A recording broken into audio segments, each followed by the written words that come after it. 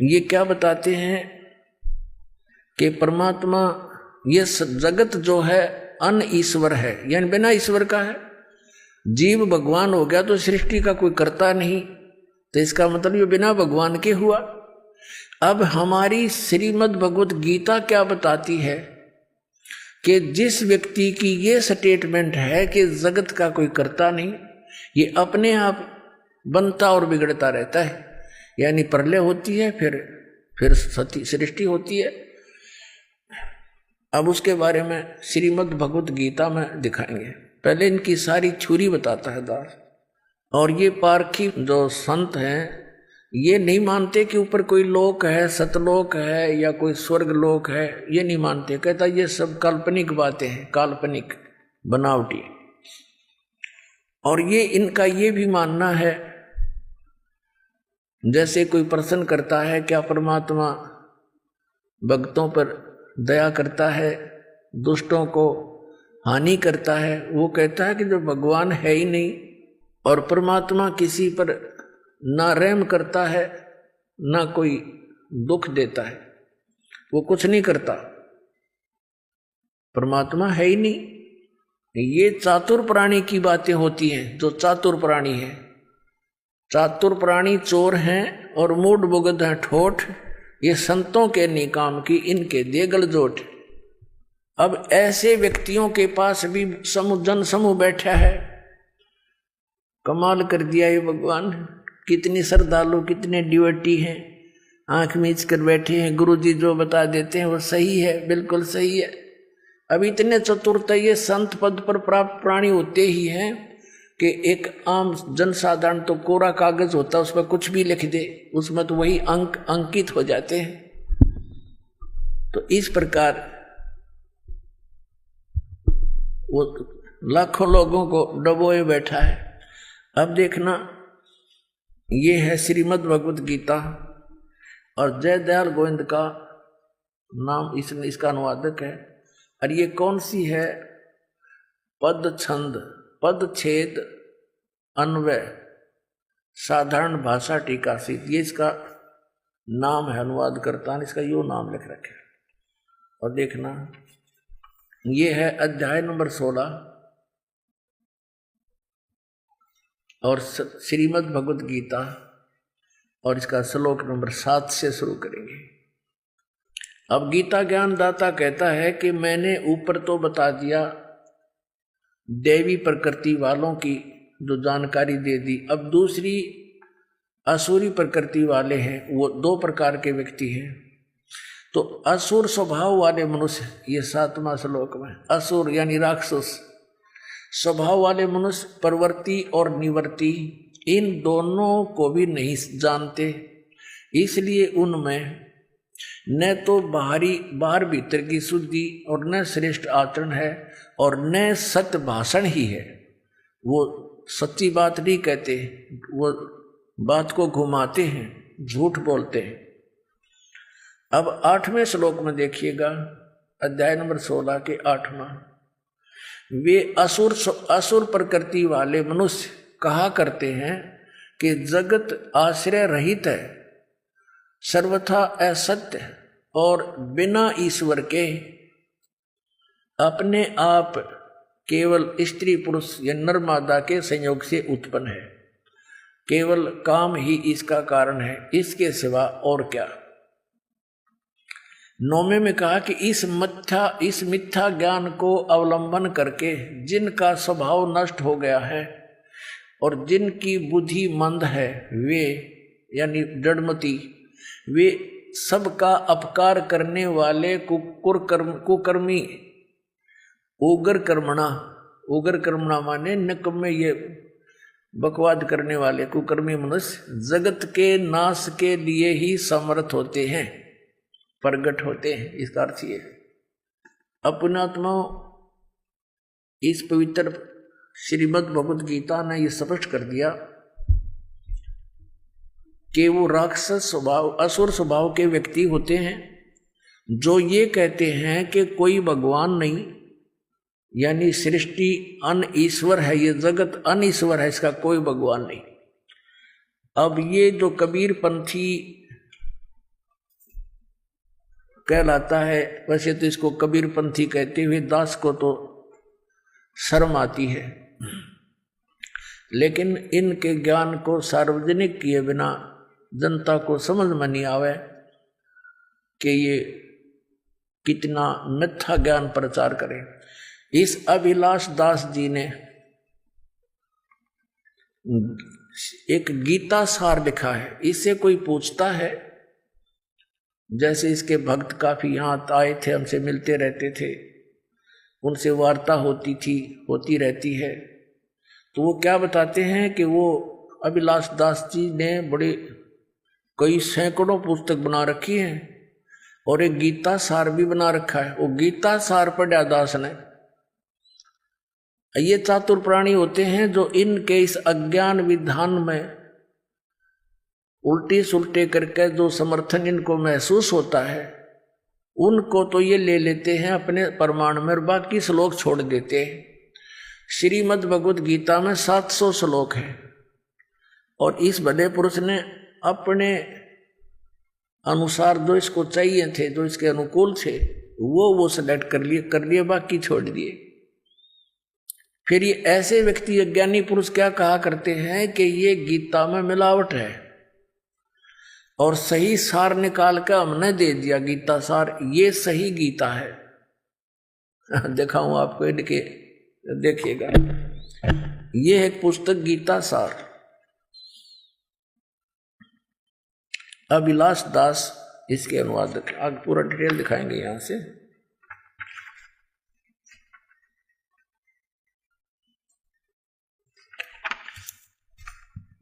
ये प्रकाशक है कबीर पारख संस्थान, संत कबीर मार्ग, प्रीतम नगर, इलाहाबाद से। ये वहां से छपी है। पहली बार सन 1975 में। वो तो जो बता कब से ये विष घोल रहा है समाज में। 1975 में पहली बार छपी थी और मुद्रक है Indian press private limited, Panna Lal road, Allahabad.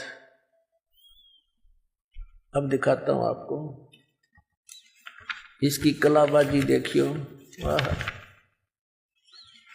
एक तरफ तो ये कहते हैं भगवान किसी का भला बुरा नहीं कर सकता, और फिर गीता सार के 8 पृष्ठ पे ये क्या कहता है, ये क्या कहता अभिलाष दास, सारा कुछ भूमिका लिख कर ये क्या कहता है, गुरुदेव सबका मंगल करें और यही शुभ आकांक्षा।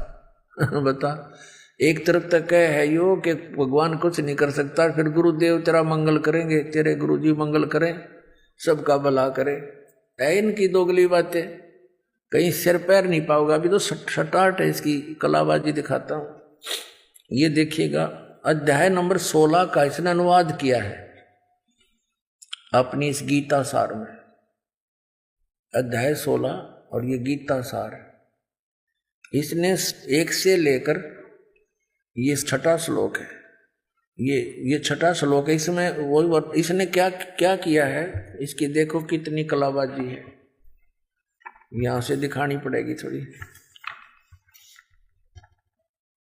इस चतुर आदमी ने क्या कर रखा है, इसने खुद अनुवाद किया। इसने क्या लिखा है, जो ये पुस्तक दास ने अभी आपको दिखाई थी, गीता प्रेस गोरखपुर से प्रकाशित है, इसको इसमें से कहा कि मैंने अनुवाद इसमें तो लिया, इसका अनुवाद ले रखा, और फिर अपनी उस अज्ञान विधान को, अपने अज्ञान विधान को सिद्ध करने की कुचेष्टा की। ये देख, ये आपने भी देखा था, ये गीता है, गीता प्रेस गोरखपुर से।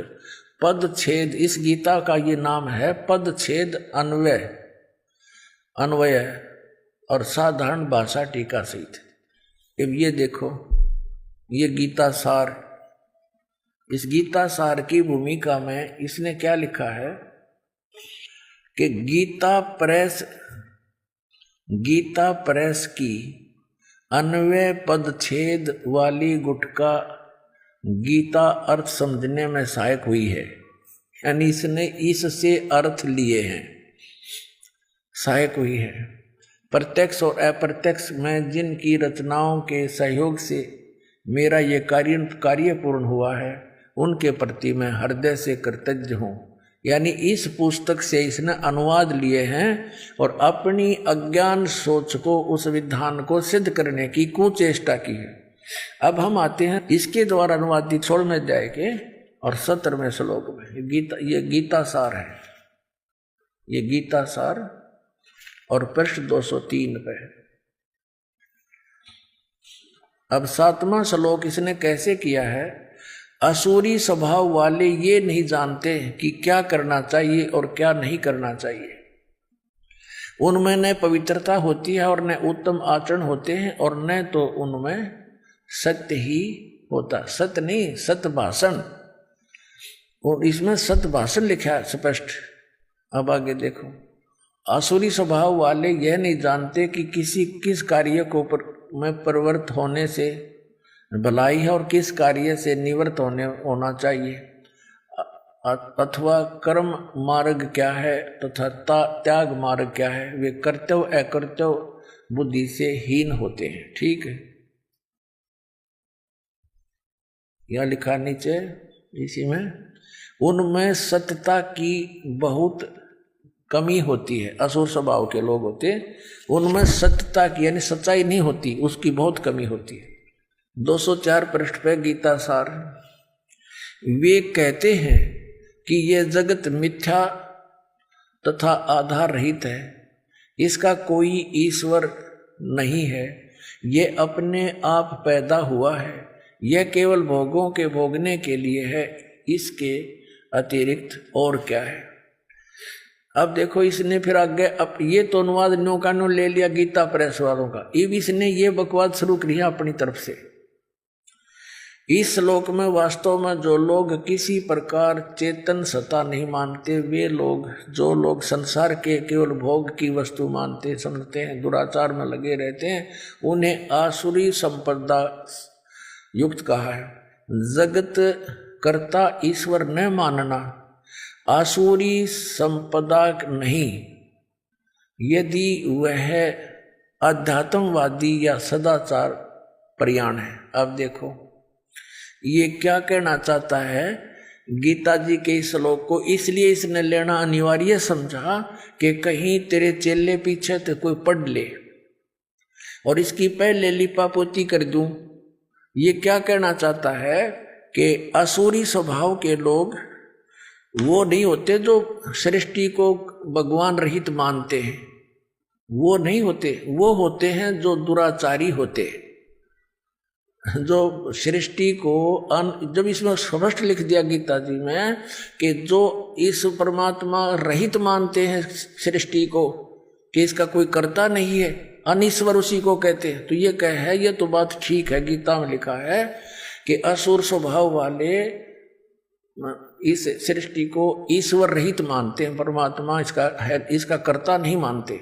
ये कहना चाहता है कि गीता जी के इस 16वें अध्याय के 7 से लेकर 9 तक, इसमें उन लोगों को असुर यानी राक्षस स्वभाव को नहीं कहा जो भगवान इसका कर्ता नहीं मानते ईश्वर का, उनके लिए कहा है जो दुराचारी है। और इसमें स्पष्ट लिखा, देखिए पढ़ के आपको दिखाते हैं, क्योंकि पुण्यात्मा इनकी अंग्रेजी उदास समझ सके है। इन भोले भाले आत्माओं को तो गुमराह कर ही रखा कई सैकड़ों वर्षों से। ये देखना, ये गीता प्रेस गोरखपुर से प्रकाशित, इसमें स्पष्ट किया है 16वें अध्याय के 8वें श्लोक में कहा है, ये वे आसुरी प्रकृति वाले मनुष्य यानी राक्षस स्वभाव के व्यक्ति कहा करते हैं, जगत आश्रय रहित है, सर्वथा असत्य है और बिना ईश्वर के है। बिना ईश्वर के अपने आप स्त्री पुरुष के संयोग से उत्पन्न होता है। अपने आत्माओं, उन राक्षस स्वभाव वाले व्यक्तियों में से एक गुण ये भी है कि जो परमात्मा को बिना ईश्वर का मानते हैं।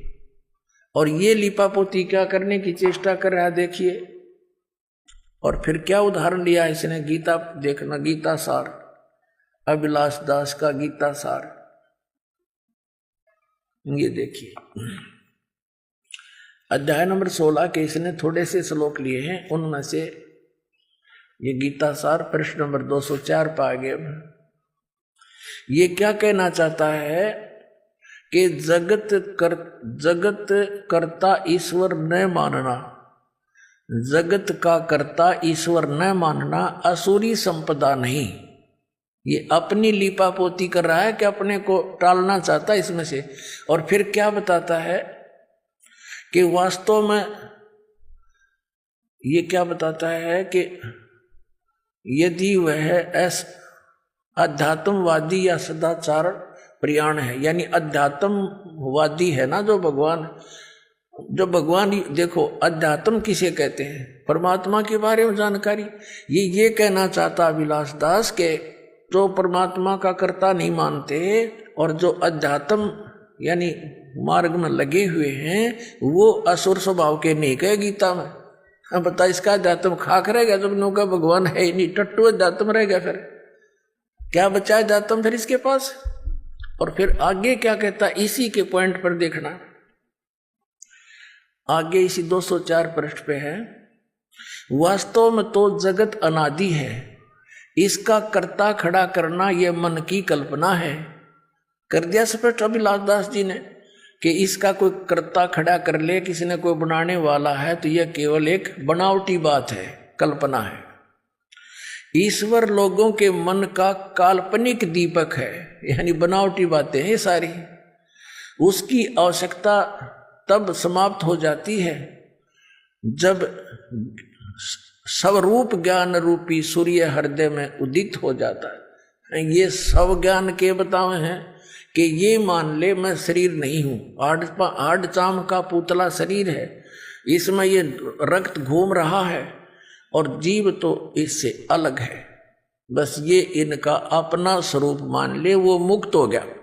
और फिर समाधि लगाना बताते हैं कि समाधि ऐसे हटता चला जाए, तो शरीर नहीं है, तो रक्त चाम का पुतला नहीं है, तो मन भी नहीं है, तो कति स्वर्ण हो जा, यानी माइंडलेस मैन हो जाने के बाद ये मुक्त मानते हैं, मोक्ष मानते हैं। फिर आगे क्या बताया है इसने, और लिपापोती की है। देखिए कि जैसे गीता जी में कहा है कि वो असुर स्वभाव के हैं जो ईश्वर नहीं मानते, भगवान कर्ता नहीं मानते ईश्वर को। कोई मनुष्य दुराचारी हो और ईश्वर मानता हो तो क्या वह देव हो जाएगा? और यदि कोई ईश्वर तो नहीं मानता, यानी इस कर्ता ईश्वर तो न मानता हो, परंतु उसे स्वरूप ज्ञान आत्म ज्ञान हो तथा वह सदाचारी हो, तो क्या वह असुर माना जाएगा? देख, ये अपने चेलों को दृढ़ रखने के लिए कि तेरा दामन थामे रहे, ये छोड़ ना जाए, ये सिद्ध करना चाहते हैं कि यदि गीता जी के 16वें अध्याय के 7, 8, 9 में वर्णित इस विवरण के आधार से केवल उस व्यक्ति को जो ईश्वर नहीं मानता हो उसको असुर स्वभाव को नहीं माना जा सकता, असुर स्वभाव का, क्योंकि दुराचारी व्यक्ति और भगवान मानता हो, ये कह रहा है अभिलाष दास जी। तो कहते वो क्या अच्छा आदमी हो सकता है, देव हो सकता है? दुराचार करता हो और भगवान की भक्ति करता हो, भगवान को में आस्था हो, आस्तिक हो, तो क्या वो देव हो सकता है? इसलिए इस गीता अध्याय नंबर 16 के इन श्लोकों में यही अर्थ मानना कि जो सृष्टि का कर्ता ईश्वर ना मानता हो और आध्यात्मिक हो, तो वो उसके बारे में थोड़ा कहा है। तो तेरा अध्यात्म ज्ञान खाक है, जब जीव ही भगवान है, गधा भी भगवान, कुत्ता भी भगवान, फिर क्यों दुनिया को मूर्ख बनाए बैठा है? ये हालत है कबीर पंथ, कबीर साहब को तो जड़ से नाश करना चाहते हैं काल के दूत। और ये दीमक है, ये दीमक है इस परमात्मा कबीर जी के, ये कीड़ा है कबीर पंथ में, इसका नाश करने के लिए इसका जन्म हुआ। ये स्पष्ट किया गीता जी में, कैसे व्यक्ति संसार का नाश करने के लिए ही उत्पन्न होते हैं।